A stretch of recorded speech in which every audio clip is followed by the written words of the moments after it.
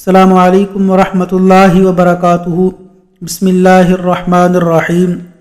امیر المؤمنین حضرت عمر بن خطاب رضی اللہ عنہ مسجد نبوی میں بیٹھے تھے کہ اتنے میں ان کے پاس سے ایک آدمی کا گزر ہوا۔ وہ کہہ رہا تھا، اے عمر، تمہارے لیے جہنم کا ویل ہے۔ امیر المؤمنین نے حاضرین سے فرمایا، اس آدمی کو میرے پاس لاؤ۔ جب وہ آیا تو آپ نے پوچھا، تم نے یہ بات کیوں کی ہے؟ وہ کہنے لگا، آپ اپنے حکام کو مقرر کرتے وقت ان سے شرائط قبول تو کرواتے ہیں مگر ان کا محاسبہ نہیں کرتے کہ انہوں نے شرائط پوری کی ہیں یا نہیں۔ امیر المؤمنین نے پوچھا، بات کیا ہے؟ وہ کہنے لگا، مصر میں آپ کا جو حاکم ہے اس نے آپ کی شرائط کو فراموش کر کے ان باتوں کا ارتکاب کیا ہے جن سے آپ نے منع فرمایا ہے۔ اس طرح اس نے امیر المؤمنین کو مصر کے حاکم کی خلاف ورزیوں کے متعلق بہت کچھ بتایا۔ یہ شکایات سننے کے بعد امیر المؤمنین نے قبیلہ انصار کے 2 آدمیوں کو بغرض تفتیش مصر روانہ کیا اور ان سے فرمایا، تم دونوں مصر جاؤ اور حاکم کے متعلق وہاں کے لوگوں سے استفسار کرو۔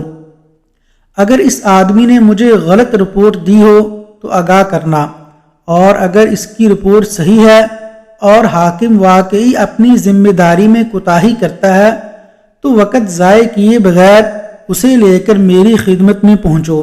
دونوں انصاری امیر المؤمنین کے حکم کی تعمیل میں مصر روانہ ہوئے اور وہاں پہنچ کر لوگوں سے حاکم مصر کے متعلق حقیقت جاننی چاہی۔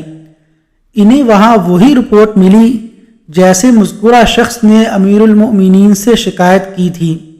چنانچہ ان دونوں نے حاکم کے گھر پہنچ کر دروازے پر دستک دی اور اندر آنے کی اجازت طلب کی۔ دربان نے جواب دیا، آج حاکم سے ملنے کی اجازت نہیں ہے۔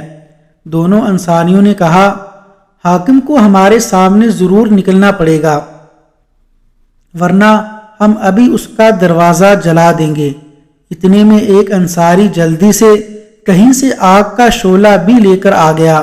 دربان اندر داخل ہوا اور حاکم مصر کو اس کی خبر دی۔ حاکم گھر سے باہر نکلا تو ان دونوں نے کہا، ہم امیر المؤمنین کا پیغام لے کر آئے ہیں، تمہیں ہمارے ساتھ چلنا ہوگا۔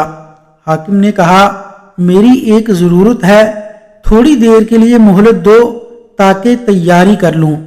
انہوں نے کہا، امیر المؤمنین نے ہمیں حکم دیا ہے کہ تمہیں ایک پل کی بھی مہلت نہ دی جائے۔ جب وہ دونوں حاکم مصر کو لے کر مدینہ منورہ امیر المؤمنین عمر رضی اللہ عنہ کی خدمت میں پہنچے تو اس نے سلام کیا مگر امیر المؤمنین نے اسے نہیں پہچانا کیونکہ اس کی حیت پہلے سے بہت بدل چکی تھی۔ وہ مصر کا حاکم بن کر جانے سے قبل گندمی رنگ کا انسان تھا مگر جب مصر کی سرسبزی و شادابی اس کو راس آئی تو وہ گورا چٹا اور بھاری بر کم انسان بن چکا تھا۔ اس لیے امیر المؤمنین نے تعجب سے پوچھا، تم کون ہو؟ اس نے عرض کیا، میں فلاں آدمی ہوں جس کو آپ نے مصر کا حاکم مقرر کیا تھا۔ امیر المؤمنین نے فرمایا، تیرا ناس ہو، جس بات سے تجھے منع کیا گیا تھا اس کو تو نے گلے سے لگا لیا مگر جس بات کا حکم دیا گیا تھا اس کو فراموش کر بیٹھا۔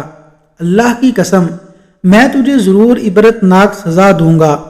پھر امیر المؤمنین نے اون کا ایک پھٹا ہوا لباس، ایک لاٹھی اور صدقے میں آئی ہوئی 300 بکریاں منگوائیں اور اس حاکم مصر سے فرمایا، یہ لباس زیب تن کرو، میں نے تمہارے باپ کو اس سے بھی ردی لباس پہنے ہوئے دیکھا ہے۔ یہ لاٹھی اٹھاؤ جو تمہارے باپ کی لاٹھی سے کہیں بہتر ہے اور فلاں چراگاہ میں جا کر ان بکریوں کو چراؤ۔ اس وقت سخت گرمی کا زمانہ تھا۔ امیر المؤمنین نے مزید فرمایا، اور تم راہ گزرنے والوں کو ان بکریوں کا دودھ پینے سے مت روکو، صرف عمر کے گھرانے والوں کو روکنا، کیونکہ مجھے نہیں معلوم کہ عمر کے گھرانے والوں نے کبھی صدقے کی بکریوں کے دودھ یا گوشت میں سے کچھ استعمال کیا ہو۔ جب وہ حاکم مصر واپس ہوا تو امیر المؤمنین نے اسے بلایا اور پوچھا، جو کچھ میں نے کہا ہے سمجھے یا نہیں؟ وہ فوراً زمین پر گر گیا اور کہنے لگا، اے امیر المؤمنین، یہ کام مجھ سے نہیں ہو سکتا، چاہے آپ میری گردن اڑا دیں۔ امیر المؤمنین نے فرمایا، اگر میں نے تمہیں گزشتہ منصب پر بحال کر دیا تو پھر تم کس طرح کے آدمی ہوں گے؟ وہ کہنے لگا، اللہ کی قسم، اب اس کے بعد آپ کو وہی رپورٹ پہنچے گی جو آپ پسند کریں گے۔ پھر امیر المؤمنین نے اسے اس کے سابقہ عہدے پر فائز کر دیا۔ چنانچہ اس کے بعد وہ آدمی مصر کا ایک مثالی حاکم ہو گیا اور اپنی ذمہ داریاں خوف و تقوی اور اخلاص و للہیت کے ساتھ انجام دینے لگا۔ وصلی اللہ علی نبینا محمد وعلی آلہ واصحابہ اجمعین۔